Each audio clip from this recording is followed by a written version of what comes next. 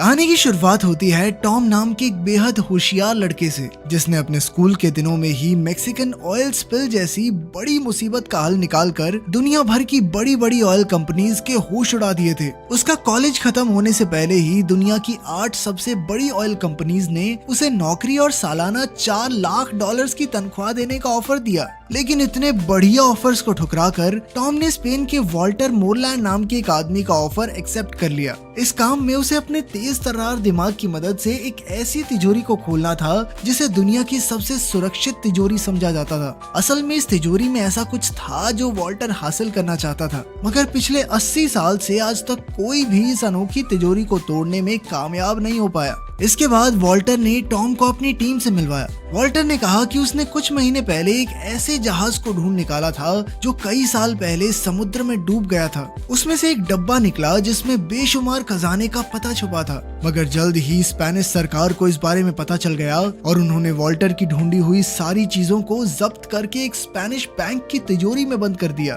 खैर फिर Tom Walter की बेटी लोरेन से मिला, जो अपने मिशन के लिए कोई भी भेस बदलने में माहिर थी। उसके अलावा उनकी टीम में क्लाउस था, जो कि एक जबरदस्त हैकर था। जेम्स वॉल्टर का खास आदमी था, जो पहले एक फौजी हुआ करता था और अब वो एक जबरदस्त फाइटर था। साइमन उनकी टीम के लिए हर जरूरत का सामान लाता था। जब तक उसे पैसे मिले वो वॉल्टर को दुनिया की कोई भी चीज लाकर दे सकता था।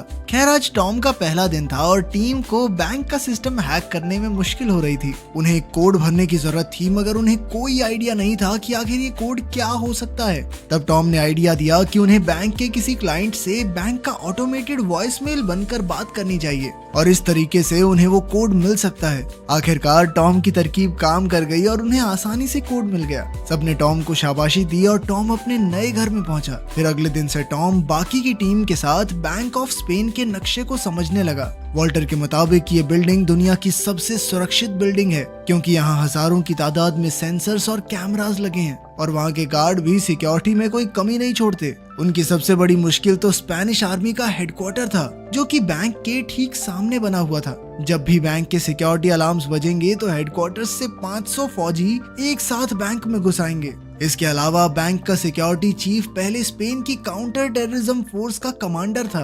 अब वॉल्टर की टीम का मुकाबला ऐसी फौज से था जो किसी भी हालत में बैंक की हिफाजत करना जानती थी। इसके अलावा वॉल्टर की टीम को उस तिजोरी के अंदर के नक्शे के बारे में कोई जानकारी नहीं थी, इसलिए उन्हें एक स्कैन करके ये जानकारी हासिल करनी होगी। इस तिजोरी में घुसने के लिए उन्हें 2 चाबियों और सिक्योरिटी चीफ के फिंगरप्रिंट्स की जरूरत थी। इन्हें हासिल करने के लिए टीम ने बैंक में घुसने का फैसला किया। टॉम और साइमन सफाई कर्मचारी, लॉरेन यहाँ पर बेशकीमती पेंटिंग्स की जांच करके उनकी इंश्योरेंस बेचने आई थी और इन्हीं पेंटिंग्स के पीछे बनी तिजोरियों में वो 2 चाबियां रखी थी। जब सिक्योरिटी चीफ लोरेन को कमरे में ले जा रहा था तो लोरेन ने उसे अपनी कॉफी पकड़ा दी और इस तरह उन्हें चीफ के फिंगरप्रिंट्स तो मिल गए। इसके बाद वो पहली पेंटिंग के कमरे में पहुंची तो क्लाउस ने बैंक में कैमरा हैक कर लिए। फिर उसने लोरेन को पेंटिंग स्कैन करते हुए रिकॉर्ड किया और यही फुटेज 10 गुना धीरे धीरे करके चला दी। इसी दौरान लोरेन ने तिजोरी खोली और वहाँ रखी चाबी की बनावट कॉपी कर ली, मगर उसी वक्त अचानक वहाँ बैंक का डायरेक्टर आ गया और इधर कैमरा फिर से चालू होने में सिर्फ 20 सेकंड बाकी थे। 20 सेकंड बाद लोरेन को ठीक उसी जगह खड़ा होना था, मगर अब डायरेक्टर बीच में आ गया। तब लोरेन ने दिमाग लगाकर उसे अपनी तस्वीर लेने के लिए पीछे छोड़ दिया और ऐन वक्त पर डायरेक्टर फुटेज से बाहर हो गया। अब लोरेन दूसरी चाबी ढूंढने में लग गई। वहीं दूसरी ओर टॉम को सफाई वाले का भेस बनाकर तिजोरी स्कैन करनी थी। उसके हिसाब से असली तिजोरी इसी मीटिंग रूम के ठीक नीचे थी। टॉम तुरंत टेबल के नीचे छुप गया और उसने अपनी मशीन से स्कैन का काम शुरू किया, मगर तभी अचानक कुछ लोग वहाँ मीटिंग करने आ गए। अब टॉम टेबल के नीचे फंस चुका था और अचानक उसकी स्कैनिंग मशीन भी खराब हो गई। खैर कुछ देर छेड़छाड़ के बाद टॉम ने मशीन चालू कर दी और स्कैन पूरा हुआ, मगर उसी पल एक अलार्म एक्टिवेट हो गया और सिक्योरिटी चीफ ने पूरे बैंक को बंद कर दिया। तभी सामने से फौजी बैंक के लिए निकले। इधर लोरेन ने दूसरी चाबी का डुप्लीकेट बनाया ही था कि बैंक का डायरेक्टर उसे लेने आ गया। इस हड़बड़ी में वो असली चाबी को वापस रखना भूल ही गई। आखिरकार टीम ने फैसला किया कि लोरेन ये चाबी टॉम को देगी और टॉम चाबी को वापस तिजोरी में रखेगा। चाबी लेकर टॉम तीसरे माले पर गया और उसने चाबी रखकर तिजोरी बंद कर दी। तभी अचानक उसे पता चला कि एक गार्ड उस कमरे में आ रही है। फिर टॉम दिमाग लगाकर जानबूझकर पकड़ा गया और उसने नाटक किया कि ईयरफोन्स के कारण उसे सिक्योरिटी अलार्म सुनाई नहीं दिए। ये सुनकर गार्ड ने उसे जाने दिया और आखिरकार उनका मिशन पूरा हुआ। इसके बाद टॉम ने मशीन से मिला हुआ स्कैन निकाल कर देखा तो पता चला कि तिजोरी के नक्शे में ऐसी जगह थी जो ढंग से दिखाई नहीं दे रही थी। तब उसे एहसास हुआ कि यहाँ पानी भरा हुआ है। असल में तिजोरी एक तराजू पर बनी हुई थी और जैसे ही तिजोरी खुलने पर उसका वजन बदलेगा तो तिजोरी अपने आप बंद हो जाएगी और साथ ही उसमें ढेर सारा पानी भर जाएगा। अब उन्हें समझ आ गया था कि तिजोरी में घुसने के लिए उन्हें तिजोरी के वजन को बराबर रखना होगा। फिर टॉम दिन रात एक करके वजन बराबर रखने की तरकीब ढूंढने में लग गया। वहीं दूसरी ओर साइमन और जेम्स बैंक के नीचे की जमीन की छानबीन कर रहे थे कि उन्हें टॉम की बात सच होती दिखाई दी। वो तिजोरी वाकई में एक बड़े से तराजू पर बनी हुई थी, मगर उसका वजन एकदम जीरो पर टिका हुआ था। इसके अलावा एक और मुसीबत उनके सामने खड़ी थी। उस अंडरग्राउंड कमरे की दीवारें टाइटेनियम स्टील से बनी हुई थी जो इतना मजबूत था कि उसे ड्रिल करने में 15 दिन लग जाएंगे।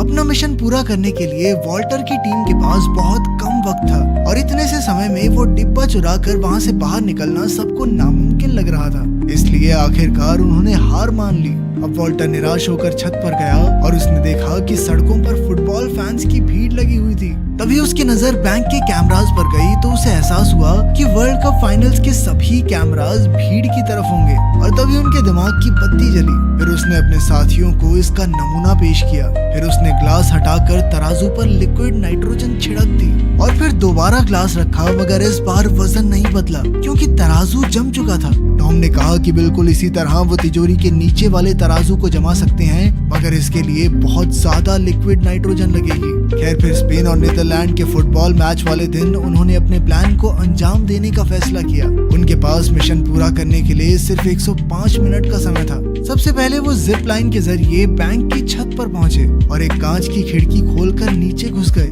इसके बाद वो 100 मीटर की पाइपिंग वाले रास्ते से तिजोरी वाले कमरे के बाहर पहुंच गए। यहाँ से वो एक सीढ़ी डालकर आगे बढ़े और आखिरकार वो तिजोरी के सामने थे। फिर क्लाउस ने अपनी हैकिंग का कमाल दिखाया और इधर टीम ने अपनी बनाई हुई 2 चाबियां और फिंगरप्रिंट की मदद से तिजोरी ही खोल दी। वहीं दूसरी ओर साइमन ने जमीन के नीचे बने तराजू पर लिक्विड नाइट्रोजन छिड़क कर उसे जमाने का काम शुरू किया। जल्द ही इस रिएक्शन की वजह से तिजोरी की जमीन भी जमने लगी। इधर टीम अंदर घुसकर वही डब्बा ढूंढने में जुट गई, मगर दूसरी ओर बैंक की सिक्योरिटी टीम को छत की खुली खिड़की के बारे में पता चल गया और वो तेजी से तिजोरी की ओर बढ़ने लगे। इधर वो डब्बा लोरेन के हाथ लग गया, मगर इसके बाद जो हुआ उससे सबके होश उड़ गए। असल में जेम्स एक अंडरकवर एजेंट था। अब उसके मन में लालच आ गया, इसलिए उसने अपनी टीम को धोखा देकर खुद डिब्बे पर कब्जा करने का फैसला किया। अब लोरेन के पास कोई चारा नहीं था, इसीलिए उसे जेम्स को डिब्बा देना पड़ा। मगर इससे पहले कि वो यहाँ से बाहर निकल पाते, नीचे तराजू पर लिक्विड नाइट्रोजन का असर खत्म हो गया, जिससे तिजोरी का सिक्योरिटी सिस्टम एक्टिवेट हो गया। अब टॉम, लोरेन और जेम्स तिजोरी में कैद हो गए थे और वहाँ तेजी से पानी बढ़ने लगा। जेम्स तो पहले फौजी रह चुका था, इसलिए उसे स्विमिंग आती थी और वो डिब्बा लेकर वहाँ से भाग निकला। इधर सिक्योरिटी चीफ ने इमरजेंसी का ऐलान कर दिया और उसके आदमी हथियारों के साथ तिजोरी की ओर भाग रहे थे। वहीं तिजोरी में इतना पानी भर चुका था कि टॉम और लोरेन की जान खतरे में थी, क्योंकि वो कभी भी डूब सकते थे। अब उनके पास कोई चारा नहीं था, तो ऐन वक्त पर टॉम के दिमाग की बत्ती जली और उसने साइमन को तराजू पर और भार डालने को कहा, ताकि पूरी मशीनरी को लगे कि तिजोरी पूरी तरह से पानी से भर चुकी है। साइमन ने फटाफट सारे नाइट्रोजन टैंक्स तराजू में रख दिए, पर वो भी काफी नहीं थे। आखिरकार उसने अपना रेडियो भी ऊपर रख दिया और इतने से भार से तराजू का वजन बढ़ गया।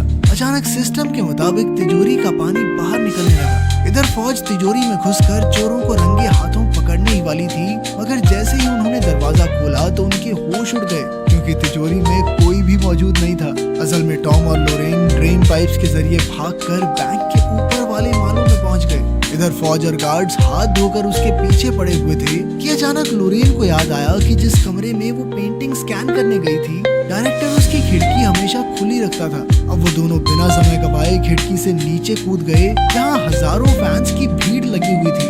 उन्होंने तुरंत अपनी जैकेट्स उतारी और भीड़ में खो गए। इधर उनका पीछा करते हुए फौजी भी काफी करीब आ गए और अब वो पकड़े जाने वाले थे। आखिरकार वो खुद को पुलिस के हवाले करने को तैयार हो गए और उसी पल स्पेन मैच जीत गया और सारे फैंस खुशी से पागल हो गए। इतनी भीड़ में फौजी टॉम और लोरेन का पीछा नहीं कर पाए और आखिरकार वो दोनों बच निकले। फिर कुछ दिन बाद जेम्स ने वो चुराया हुआ डिब्बा अपने बॉस को दिया और जब उन्होंने खजाने का पता निकाला तो उसमें आईफिल टावर की लोकेशन थी। तब उन्हें याद हुआ कि सिक्योरिटी लोकेशन नहीं है और वॉल्टर की टीम ने उन्हें चकमा दे दिया था। आखिर में एक है कि टॉम और लोरेन ने असली डिब्बा नकली डिब्बे से बदल दिया, जिस वजह से जेम्स ने नकली डिब्बा चुरा लिया। अब वॉल्टर की टीम एक रिजॉर्ट में मजे ले रही थी कि उन्होंने डब्बे से असली खजाने की लोकेशन ढूंढी। तब उन्हें पता चला कि ये खजाना बैंक ऑफ इंग्लैंड में छुपा हुआ है। इसके बाद उनकी टीम एक और नए मिशन के लिए तैयार हो गई। तो आपको कहानी कैसी लगी कमेंट्स में जरूर बताना। मिलते हैं अगली